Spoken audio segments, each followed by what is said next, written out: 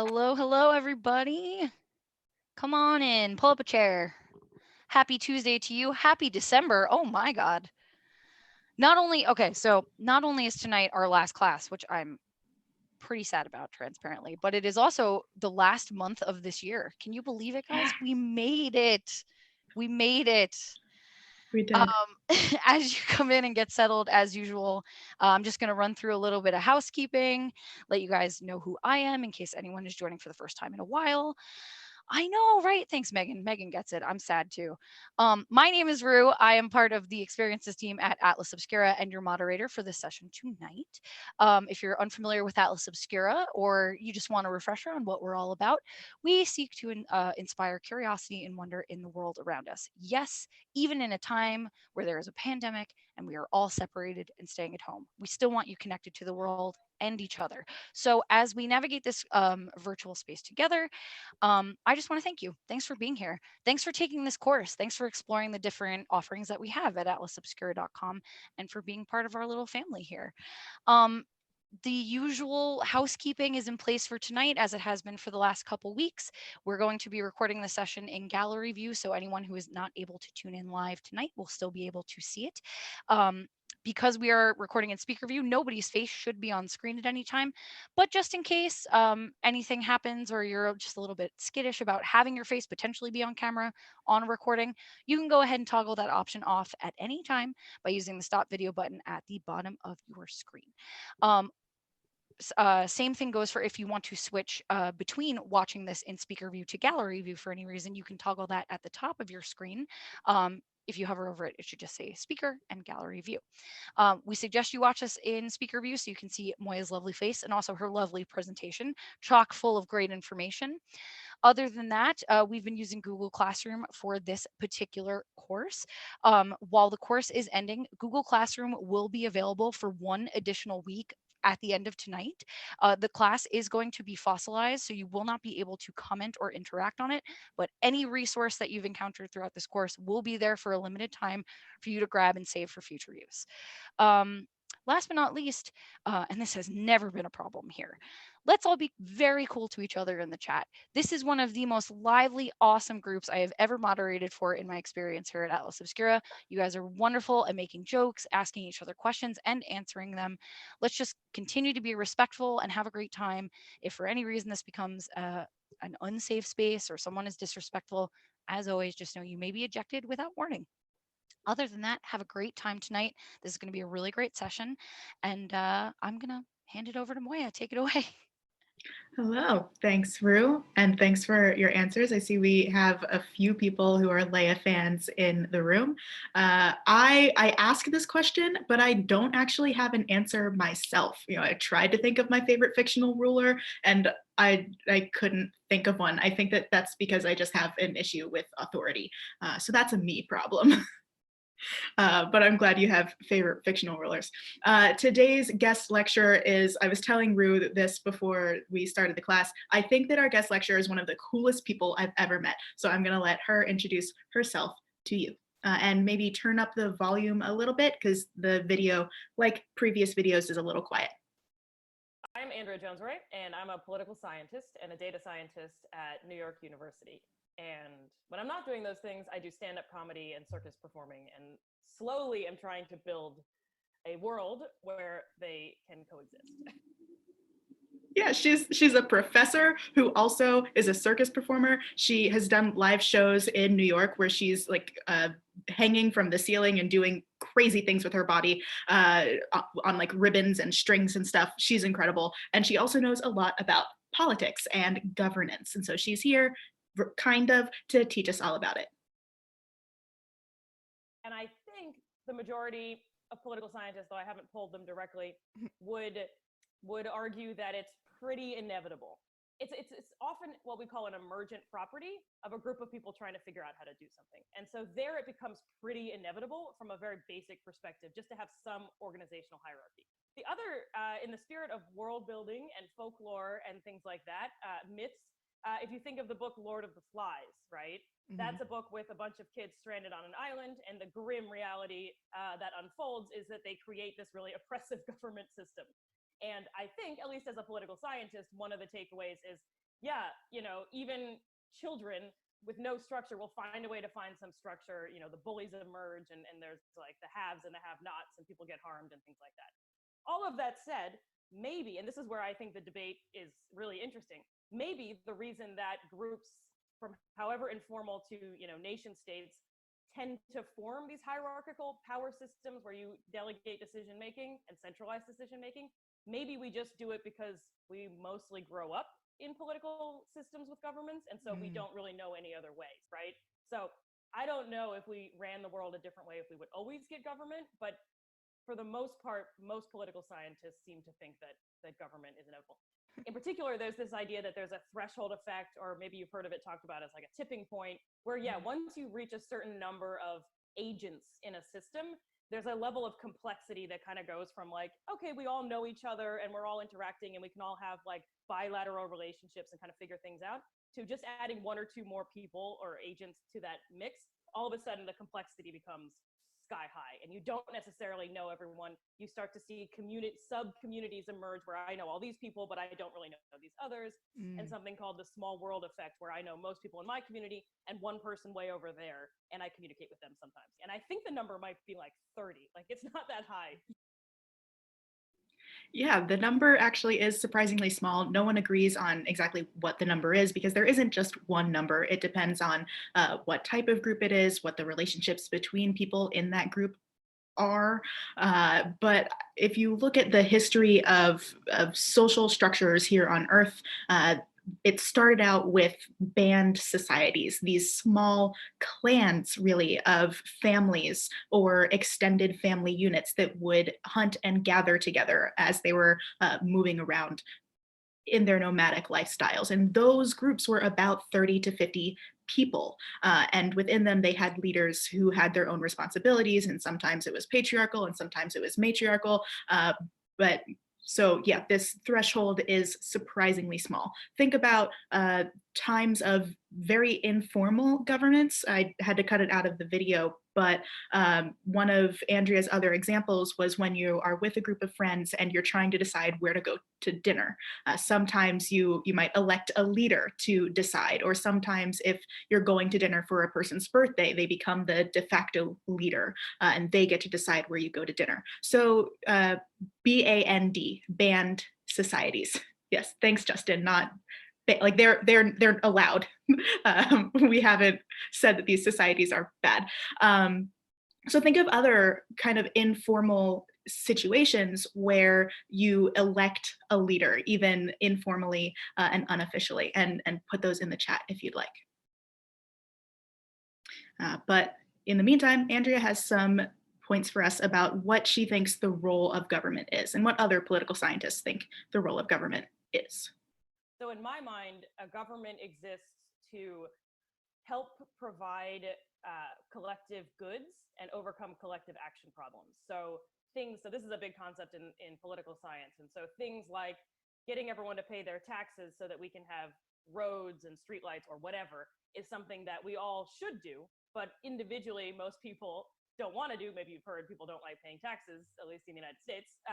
But the government is there to force us to do it. And in the long run, it makes us better off. So anytime we are trying to get people to participate in something where they have an individual incentive not to contribute, but we'd all be better off if they do contribute, governments are useful.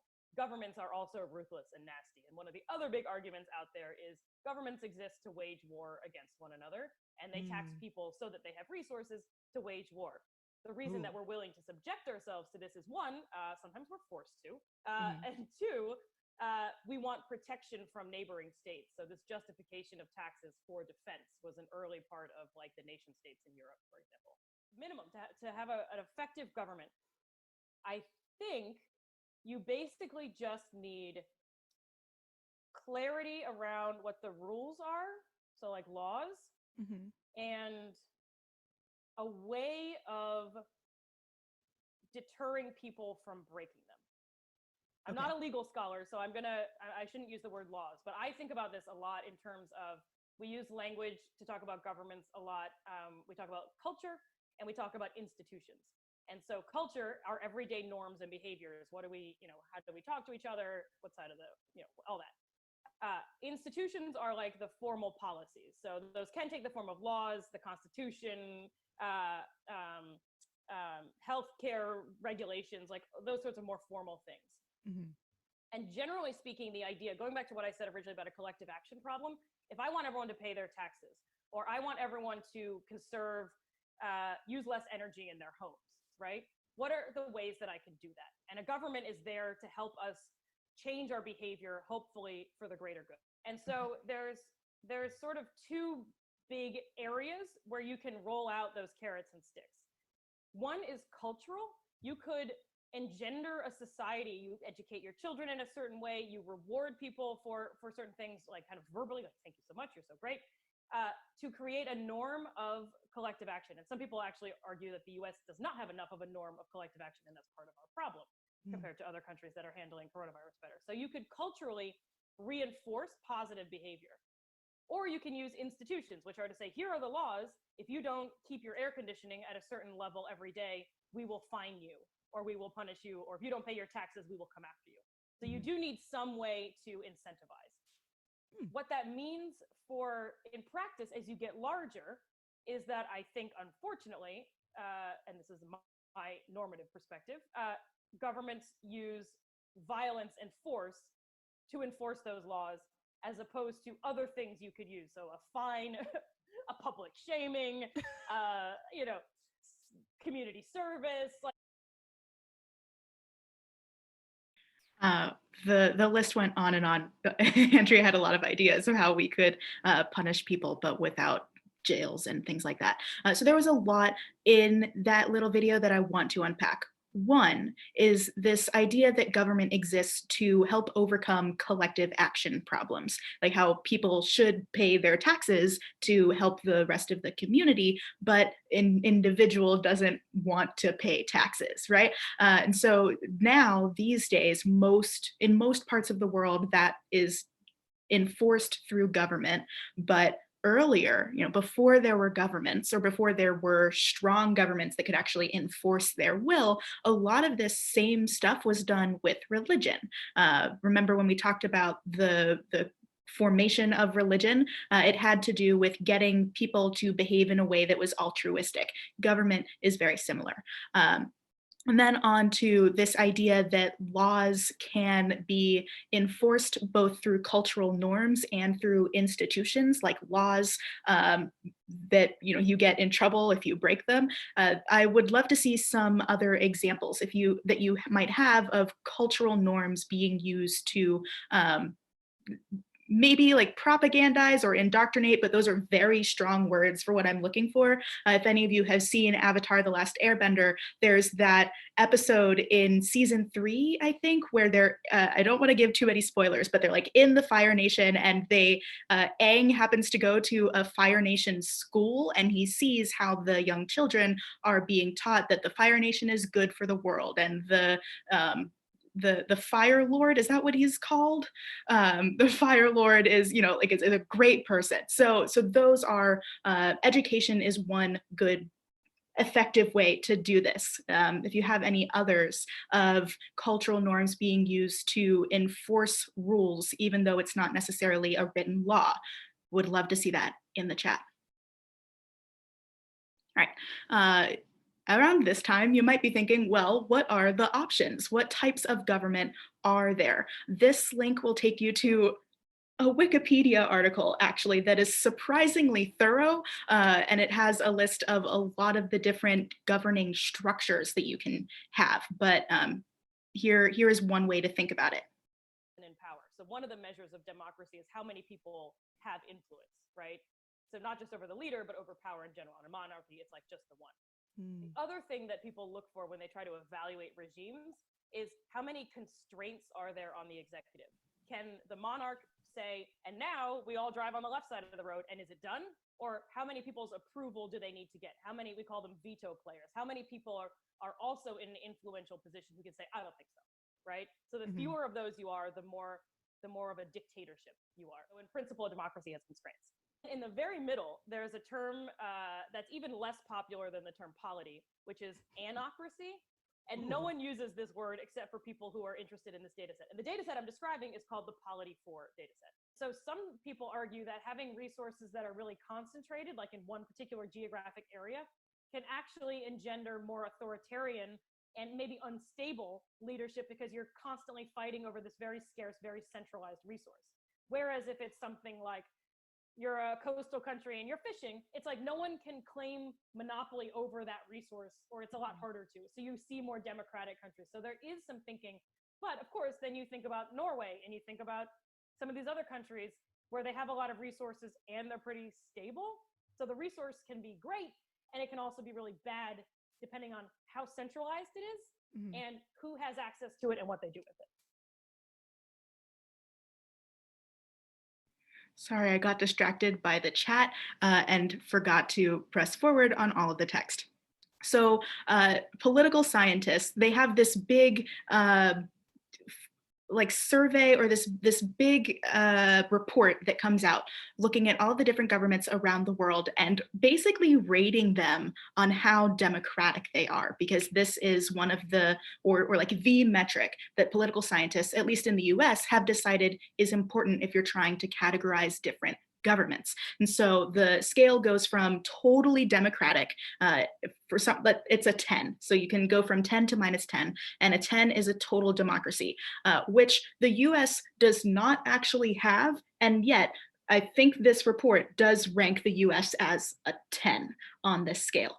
On the total other side of the scale, at a -10, you have what's called an autocracy, where there's just one person ruling. A monarchy is a version of this, but there are other ways that you can have an autocracy. And then in the middle is an anocracy, which is just like a mix of the two. And the way that you can figure out where a particular government sits on this spectrum is to define how many people in this government have power. If it's one person, then it's an autocracy. If it's one person, but that person was chosen by many, then it's a democracy, and how they got that power. So are they elected, or is it just passed down through the family, or is it based on who can kill the most people in an arena? Like we've had a lot of different ways of deciding who should have power throughout history.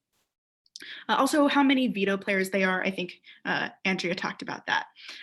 Which type of government you have, an autocracy or a democracy, that depends on pretty much what you used to have. There have been a few examples of total governing structure overhauls in the past, but for the most part, what you have before is what you're going to continue to have in the future, unless someone else interferes, or unless there's some drastic event, or unless your entire government fails. And we will talk about how governments or kingdoms or polities can fall in a second. Cultural norms will determine, and values will determine, the source of power. So I mentioned that we used to have like warrior leaders, and those would be people who get power by being the strongest and the best at fighting. But you can also imagine a theocracy, where it's the person with the most religious clout, or the most clout in a religious community, who gets the power. A geniocracy, which I don't think we've ever had, but I would absolutely love to live in a world that did, is based on the ruler is just the smartest person. But then you have to figure out, like, how do you define the smartest, and then it gets into trickiness there. But it would be cool to have leaders chosen for their intelligence.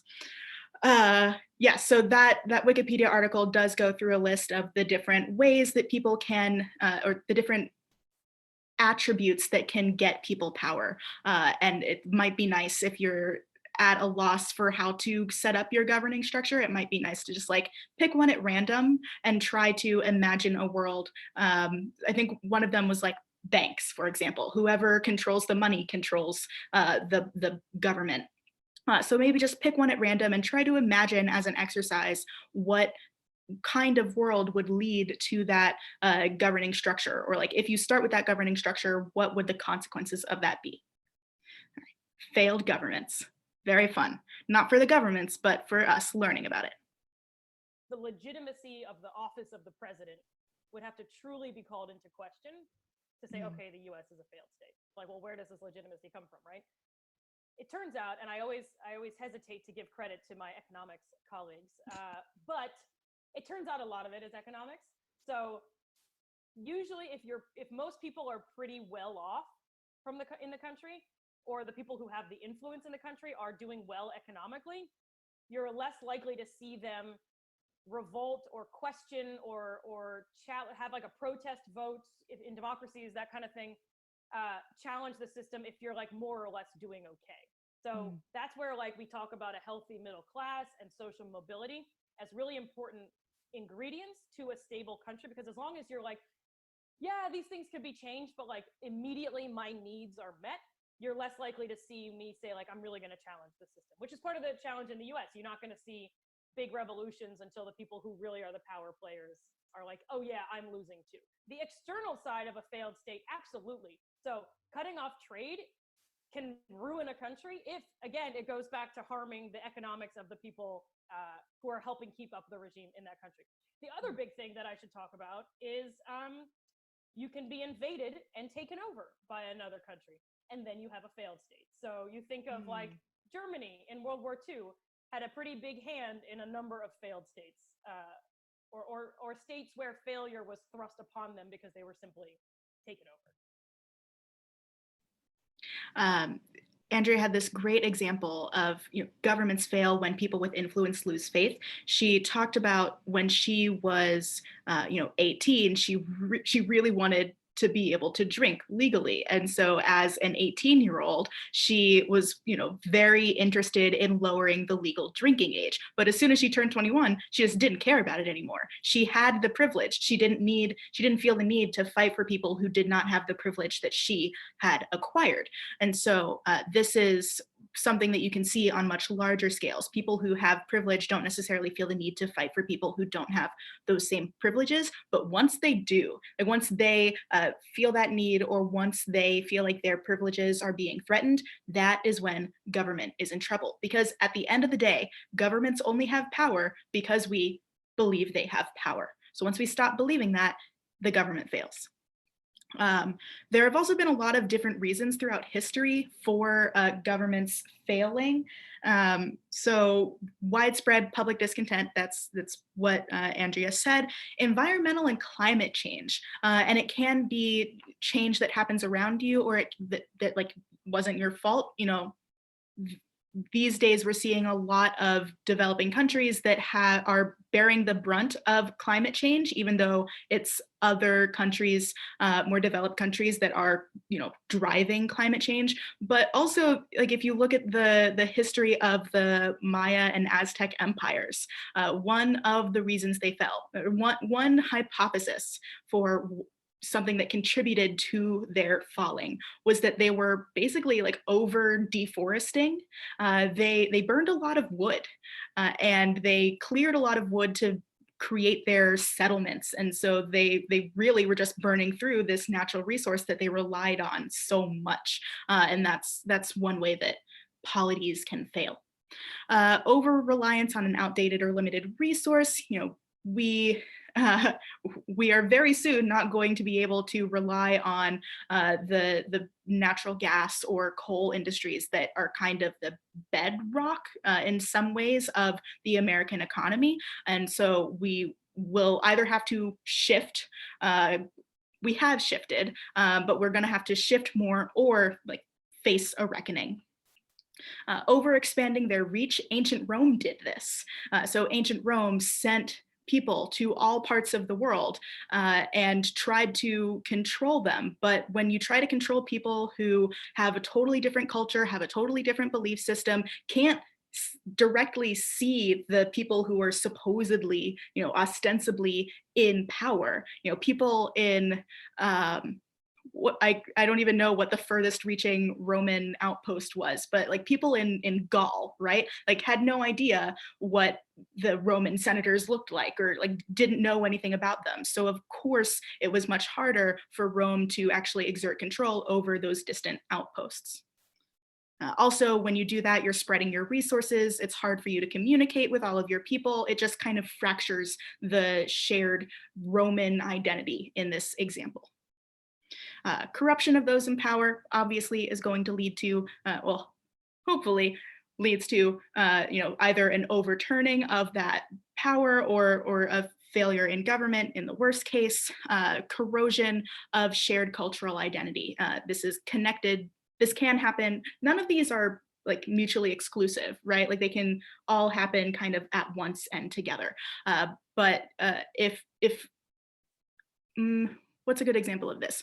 The the Hawaiian nation, for example, they were invaded, they were, occupied, but as part of the occupation, they weren't allowed to speak their language, they weren't allowed to learn their history, they weren't allowed to practice their religion. And so that created a kind of fractured, shared cultural identity, which led to the Hawaiian government being taken over by the US.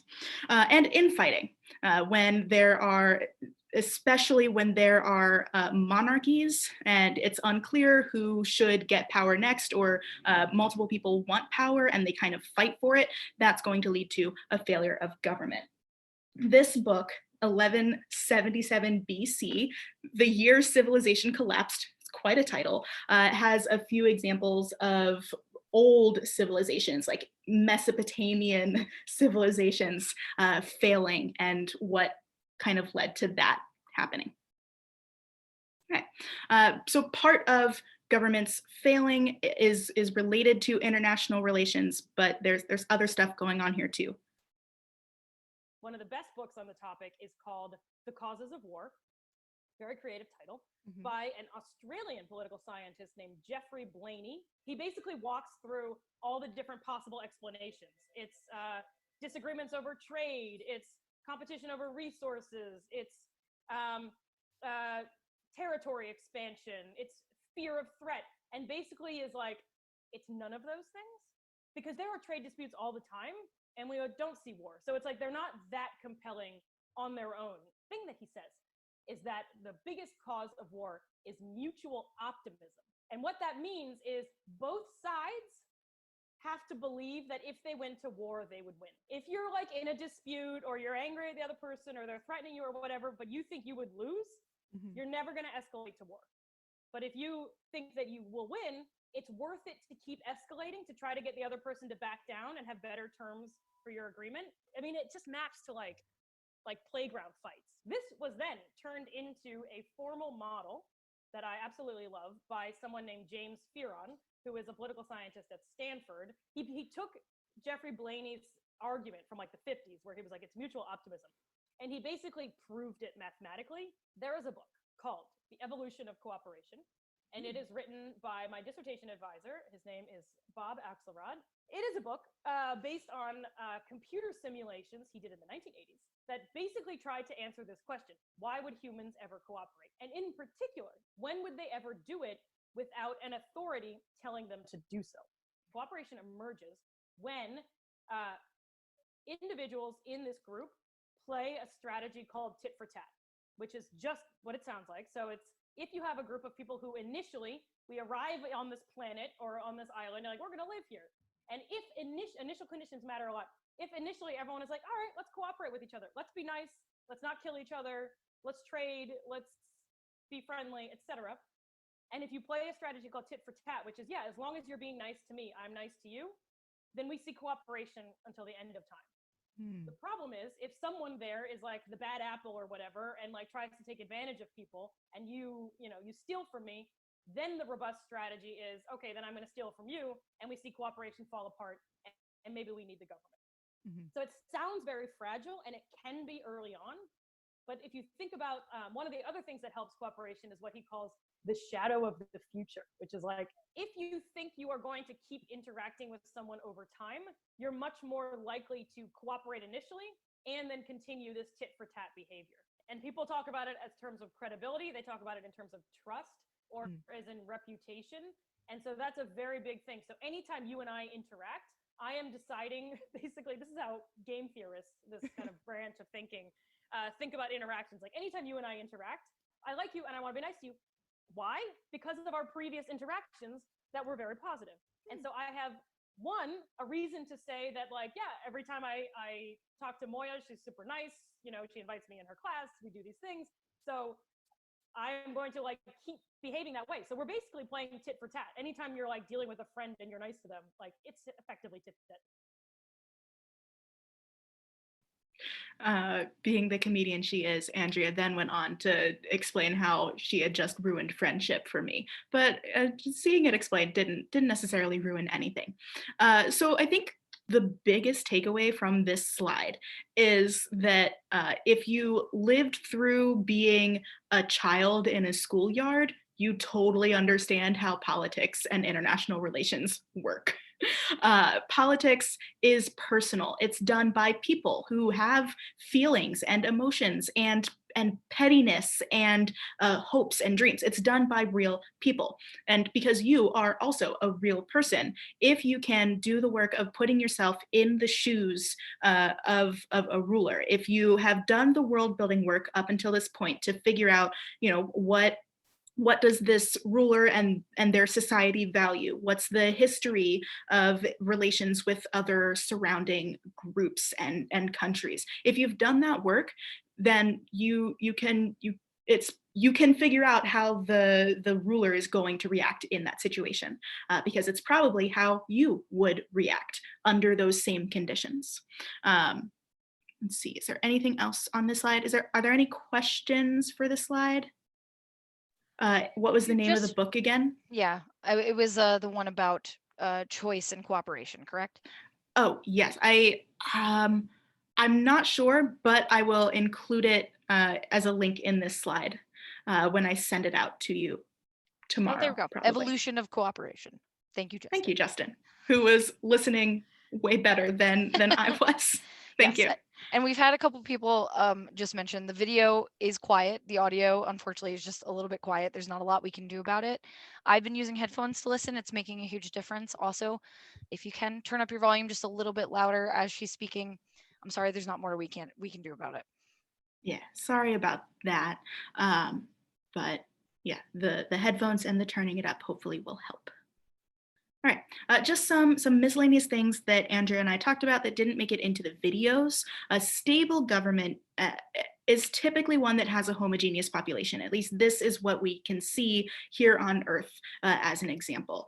So Scandinavian countries are pretty racially, actually in a lot of ways, pretty homogeneous. And so maybe that's not why they have a stable government, but there is definitely a correlation there if you look at the data points that we have available here on Earth. Small governments, according to Elinor Ostrom, who won a Nobel Prize in economics, was the first woman to do so and is one of Andrea's personal heroes. Andrea is also a little bit peeved that there is not actually a Nobel Prize in political science. And so Elinor Ostrom had to win it in economics. But Ostrom found that small governments are better at ensuring equitable access to resources, which if you think about that threshold concept that we talked about at the very beginning of today's lecture, that makes a lot of sense. Small local governments, the people in charge of them, are more likely to actually know the people, like their constituents, I guess is what it would be called. They're more likely to know the people that they are supposed to be helping. They're more likely to know their names, they're more likely to know their needs, they're more likely to have the same needs if they are coming most likely from this small local community. Also, states that are already in turmoil are going to stay in turmoil. Andrea and I talked a little bit about Macedonia of all places, and just like generally Eastern Europe, like that whole area has for a long time been in a state of flux. That part of the world has a lot more overturning of government structures, more what some people might consider failed governments. And that's because if you have those in your past, you're more likely to have them in the future. If you are already in a state of turmoil, then your people are going to trust the government less. There are going to be fewer resources available to continue those things that a government needs to function, like a way of communicating, a public education system, a tax collection system, things like that. If you're already struggling as a polity, as a country, as a kingdom, it's going to be harder for you to do those things to get the people to like and trust you, which means that when something new comes along, if you're in danger of being invaded, or if you're being threatened in some way, then you are less likely to have the control and the backing of the people behind you. When you are building your worlds, here are some things that you should think about. What governments do exist in your world? I feel so weird, like sending you Wikipedia articles and promoting them so much, but like, yeah, that Wikipedia article is actually pretty great with all the lists of different structures. What values are implied by governing structures? In the chat earlier on, we were talking about those kind of informal cultural norms that incentivize different acts and behaviors that our government has decided is good. And someone mentioned, I think it was Amy, mentioned tax codes. And that reminded me of, there are tax breaks for married couples, which implies that our government values things like marriage and monogamy. How often do people interact with their governing body? Think about this. How often do you interact with the government? And it can be on small scales, like getting mail from the US Postal Service, or it can be on big scales, like voting, interacting with the political process. How do people feel about the government? Do they like it? Do they hate it? Do they not even realize that they are part of a governing structure? I'm thinking of that scene in Monty Python and the Holy Grail where that peasant in the fields is like, I didn't know I had a king. Who are you to say you're my king? So yeah, is that going on? Because that will lead to a very different story than something where everyone knows that they are in a country that has laws that they have to follow. How does government help how does government contribute to conflict or help avoid it? And how do the different governments in your world interact? What are international relationships like? Think about the history there, because part of tit for tat is that you're building up credibility with other people, which means as a world builder, you have to know how much cred has been built up between these two interacting leaders. Yeah. Some other suggested reading for this week, I already mentioned 1177, but there's also Collapse by Jared Diamond, which if you haven't heard of Jared Diamond, he wrote Guns, Germs, and Steel, which I didn't explicitly recommend, but I think that it's just a good book for the entire course. It really does a good job of laying out like how things in your environment, the resources that you have available to you will affect your outcome later on. But Collapse is specifically about failing societies. So it's good for examples. Let's see, what else do I have?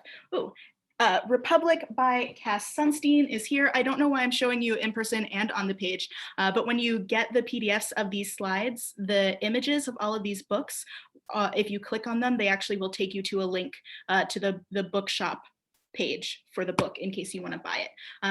But Republic is about how the internet and government interact, which is good after you've thought about the technology that's available on your world. If there's something in your world like the internet, this is a good book to read. Let's see.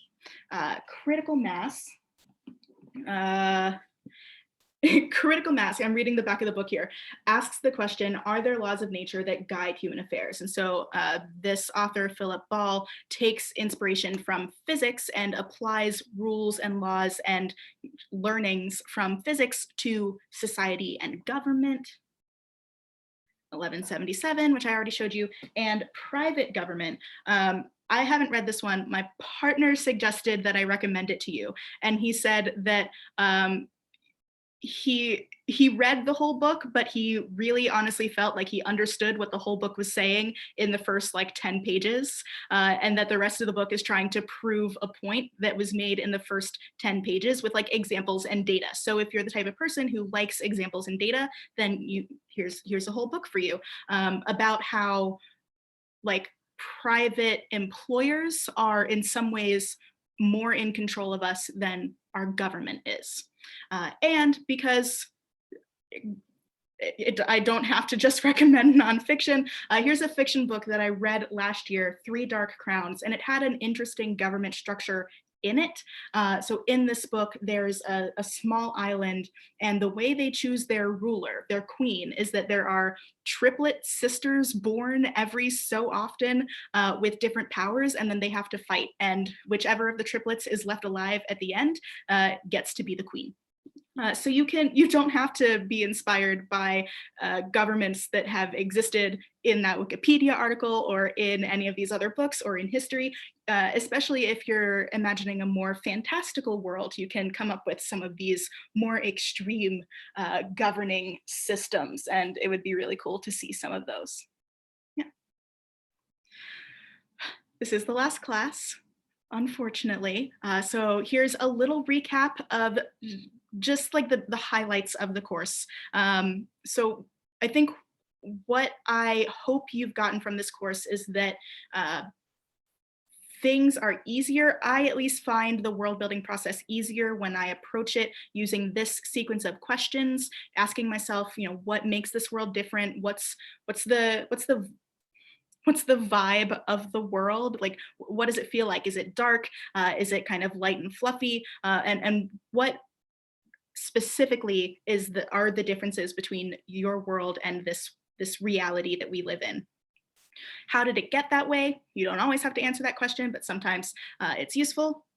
And then in rapid succession, what's the environment? What's the biology? What's the culture on this world? And it's a cycle. Culture does influence environment. An example, I think I gave this in the intro class too.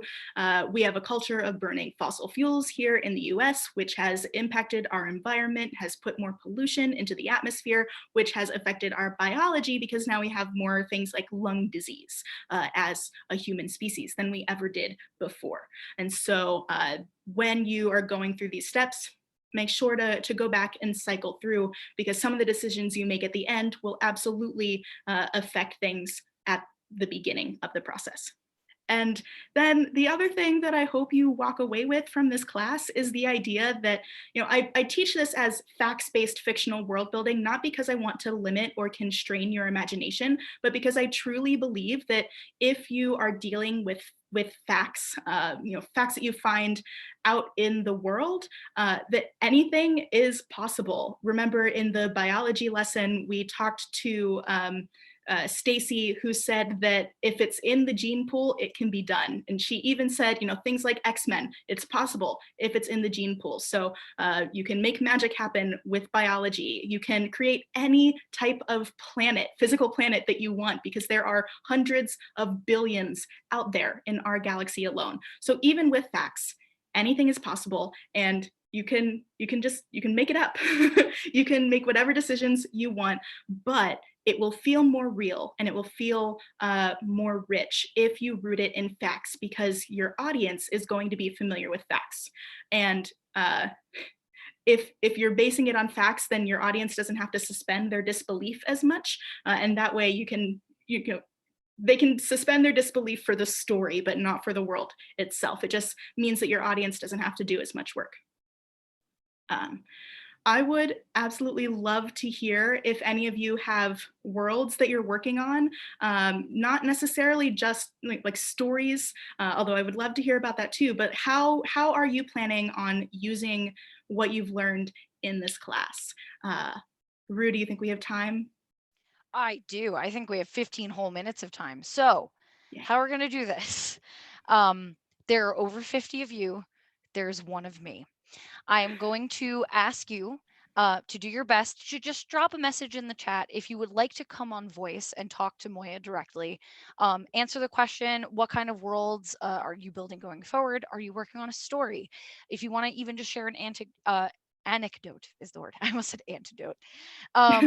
So go ahead and drop it in the chat. If you'd rather just say it in the chat, that's totally fine. I can see it. Moya can see it. I'm happy to read a few out loud. Trevor says, I'm building one right now that I've used things for. Trevor, would you like me to ask you to unmute? Would you like to say a couple words about that? Okay, cool. So I'm gonna do that real quick. Hold on. Okay. All right, Trevor, go ahead. Hi. Yeah. I have an audio anthology I'm working on right now, and one of our like really far out ideas was um, a depressed Kmart worker in the holiday season stumbles upon a clearance aisle with fantasy creatures, um, and we started basing them off the clearance aisle. And I'm looking back at my notes here of like what we actually said about that place because we used a lot of the same like cultural foundations and like we decided that these were like creatures that valued dance and like that was there because they didn't have to eat, they were objects that like dance and sunbathing and stuff like that were like their source of like values and cultural levity and like life. And so it was really funny basing all of that off and kind of tumbling, and their current world is like shrouded in darkness, and so they can't cope with it, and they need a human who is an adaptable, stress pad, which is what we all are, to like solve their problem for them because they can't deal with stress. I love that so much. I yeah, I would love to see it or hear it. You said it's an audio project? Yeah, it'll get made in the next few months. So Amazing. That is awesome, Cool. Trevor. Trevor, thank you so much for sharing. And I see a bunch of people coming in, so I'm trying to make a list as I see them. So I saw that Justin would like to speak. Justin, is that still something you would like to do? Yeah, okay. The floor is yours, Justin. My webcam has been broken for the last bunch of these. Can you hear me? That's totally fine. We can hear Yeah, you we fine. can hear you. Okay, cool. I wasn't sure if that went. So I've been self-publishing a fantasy series that I've been writing for 6 years now. And my country it's an imperial confederacy. So they were traders and they understand a transactional mindset. So as they conquer new people, they essentially shower them with wealth and then give them an independent state. The problem is the country recently industrialized, the centers of wealth have moved, and as the ethnic minority of their new empire, the leader is currently having trouble coming to terms with the fact that he's essentially ruling 16 separate countries instead of one unified entity, and it's not going well. Oh, it's a lot of pressure on one person. I'm interested what's the industrialization like? Is it similar to ours? Is it a new technology? It's similar to ours. So the main ethnic group has magical abilities, but they are so randomized; they've never been integrated into society. The one of the races they recently conquered is one of the only spots in the world that has access to fossil fuels. So that area of the country experienced an industrial revolution and took a lot of the wealth out of the usual trade focused centers, and now they are becoming the dominant power in the country, and it's creating both a technology shift. Firearms are a thing. At one point in a regional conflict, they're like, dragons are no good against a fighter plane. And they're having to adapt quickly or keep losing their power in that way. Wow, that sounds incredible. Thank you for sharing. Yeah, thank you, Justin. I have Maddie coming up next. Maddie MW. Hi, yes. So I'm currently working on a fantasy world where there are many small it's a very big the planet itself is very big. And so even though the societies themselves are quite developed, they're small due to just numerous ethnic differences because it's a fantasy world. There are people who live in volcanoes or who live in very remote parts of the world, which are extremely hard to get to. And there are some people who are separated more by individual cultural differences, such as cat people and snake people. It would be more difficult for the civilizations to get along. And even though there are some major powers, everything is a little bit more spread out. So there's not as much interaction between these societies. But my main characters are a group of individuals who are all very separatist individuals, as in they don't really fit in with any of the societies, or they not even fit in, but they personally reject the societies from which they've came, and naturally band together to, well, the interesting thing is that all my characters are actually villains. So currently their goal is to complete as much as they can of a world domination process. Ooh, I love a good villain as protagonist story. Me too. Me too. Thanks for sharing, Megan. Yes, thank you, thank you, thank you. So, oh, that was Megan. Yes, okay. I'm sorry, I'm getting names confused. There's so many of you. It's awesome. Michael is going to be our next sharer, if Zoom will allow me to unmute him. Here we go. Michael, the floor is yours.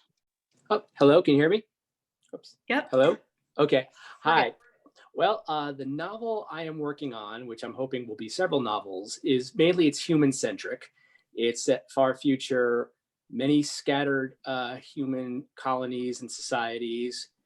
They've been separated for a long time, about 2,000 years. And now, like in the last century or two of the story, they've just come into recontact. A few have become like interstellar superpowers, and now a war is shaping up. And you have one character. She is from and you sort of see how like a lot of familiar cultures that we know today have changed over the course of like 2,000 years. Like I'm trying to imagine what like Islam would look like 2,000 years from now. I'm imagining one world where like, you know, how Judaism has changed and how some are like cultural amalgamations. Some looks more North European, but also the environments of these worlds and the catastrophes they've gone through to survive over the centuries, how that's changed them. And there's some like uplifted animals as well. And there were in the past artificial intelligences that are long gone now. So that's all elements of this story of these worlds and cultures now coming into conflict after being apart for so long. And my main protagonist is now sort of navigating this. That sounds really cool. Yeah. It kind of reminds me of Avatar: The Last Airbender, how like, you know, the nations were separate for so long, then they come together and they're like, you can all of a sudden have a boom in technological advancement. But it sounds like it's totally own thing, and I can't wait to see it in the world. Thanks for sharing. Oh, thank you. Yeah, thank you for Thank you sharing. so much. Thank you. And you guys in the chat, you're warming my heart so much. So we did skip Megan. We talked to Maddie. Maddie was awesome. Oh, Maddie, I'm Now sorry. no, it's totally fine. Now I'm gonna ask Megan to unmute, and Megan, the floor is yours. All right. Hi, guys.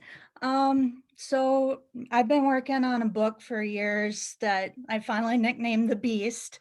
And it's a story where essentially humans destroyed the Earth, so they had to find a way to get to another planet. And on this new planet, they discovered that blind humans have the ability to see into another dimension. And in this other dimension, there's another race of beings that exist there. And through history of the world into what it evolved to today in the world is there's clash between the two races. And so now there's human sacrifice going on. And the two main characters of the story are trying to find a way to put an end to the sacrifices. That's a noble cause. That sounds amazing, Megan. I did an episode of Exolore called The World of Blind Nomads, all about a world of people who never developed the need to see. And so maybe that would be a little bit helpful, but it sounds like you're on a great track. So good job, and thanks for sharing. I cannot wait to read all of these books. I gotta tell I know. you. I know. Just selfishly, I'm very excited to read all these stories. So next up on my queue, I have Jasno. Would Jasno still like to speak? Yes, no? I'm going to ask to unmute. Jasno, if you were there. Can you hear me? Yes. Oh, okay. Actually, I didn't even know I was in the queue, but since I'm up, I'll try to be brief. Sorry, hello. So many fantastic ideas here. So yeah, my world building is specifically I guess the elevator pitch would be a send up of the Ramayana. I maintain that the Ramayana is a science fiction story anyway. And so it's just kind of like an American update. It's interesting because in this class, one of the things we covered was sort of sensitivity to addressing other cultures. And that has definitely been an issue that I've had over the last 10 years in developing this, to the point where I literally took out all ethnicities, in all known countries and just made it completely some other fantastical name. But the main idea behind my story is that I think teleportation is a throwaway technology. I think it shows up in so many movies, but no one really thinks of the ramifications of what would really happen if you could teleport.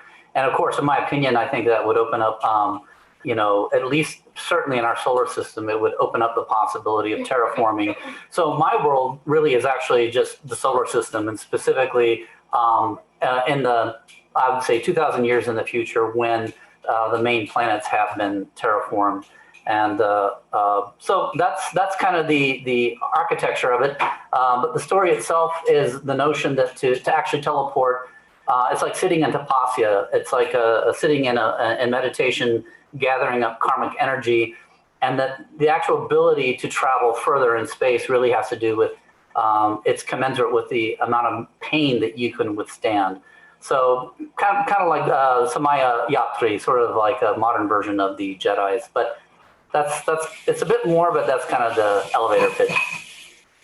That's really interesting. I love when stories explore something that has been seen a lot in other fiction, but like does a new twist on it, or really explores what would it be like if this actually happened. So I'm excited to see that. Me too. Thank you for sharing. Jasno, I have a question. Are you currently in space on location doing research for your book? I think that's what's happening here, because that man's in space. Anyway, guys, thank you so much for your questions. Thank you for making that easy on me too. I really appreciate it. I'm sorry we don't have more time. I know Moya would like to give some parting words, some parting information before we go. So I'll leave you to that. Go right ahead, Moya. Yeah, thanks for sharing. If you do create art or write stories or somehow create representations of your worlds, I would really love to see them. You can send them to exolorepod@gmail.com if you want me to put them on the site or mention them on the show. I often do that when people send me art stuff, especially if it's about a world that we talked about on the show. But I really just want to take the last few minutes to thank you all for being so great. Seriously, every single time I've interacted with someone from Atlas Obscura, they've said, wow, your class is the most active in the Google Classroom and in the chat, and they seem like a great group. And every time I say, yeah, I know, they're freaking awesome. So thank you for being awesome and making this a great experience for me. If you want to keep in touch with other students, this link will take you to a class contact sheet. You absolutely don't have to put your information in there, but if you want to, it's there so you can get in touch with your fellow students. Here's a link to the Google Classroom. It'll be live for one more week, like Rue said, and then it's going to be fossilized.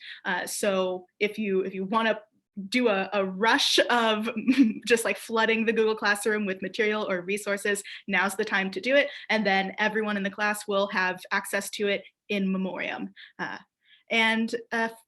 Facts-based world building isn't just limited to this class. It's happening out in the world. I do a podcast called ExoLore. We talk about fictional world building, facts-based world building every other week. Netflix also today came out with a new show called Alien Worlds, where they do what I do on ExoLore, but like way better because it's Netflix, where they imagine what life would be like on alien worlds. So there are lots of people doing cool world building work, and I really can't wait to see how you contribute to that cool world building work in your own ways. Thanks again for making this awesome. And I'll just echo that as someone from Atlas Obscura. I can attest, you guys are lively and funny and smart and so supportive of each other. This has been a dream for me as your moderator, so thank you. Just another plug for Atlas Obscura. If you like this course, and I know you did, we have plenty of other offerings, plenty of other courses, not quite like this, but hopefully just as fun. And we'd love you to check them out at atlasobscura.com. If you have any particular feedback, if you had any issues during this session, or if you have any questions that maybe we didn't answer today, just email experiences@atlasobscura.com. I'll put it in the chat momentarily. You can also expect to receive an email from us in a few days, just to follow up from this course, to find out how you liked it, find out what we could do better, and just get your general feedback, because it means a lot to us. On that note, have a tremendous, safe, cozy holiday, whatever you're celebrating with whoever you're celebrating with. Moya, I can't wait to work with you again sometime, somewhere in space. And if you guys need anything, again, experiences@atlasobscura.com. We will see you next time. Bye, everyone. Take care.